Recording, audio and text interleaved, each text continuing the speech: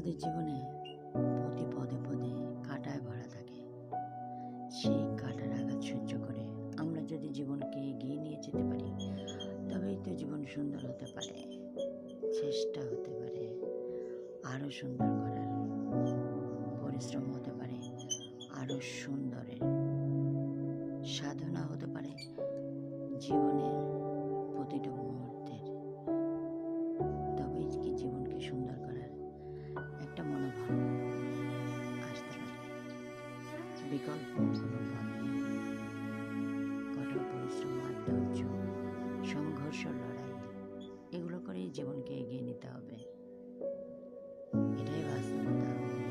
জীবনের কঠিন পরিশ্রম, কঠিন পরীক্ষা।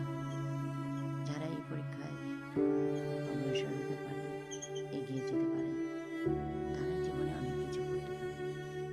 নতুবা মুক্ত রূপে পড়ে গিয়ে নিজেকে হায় হতাশ করা ছাড়ার কোনো উপায় নেই।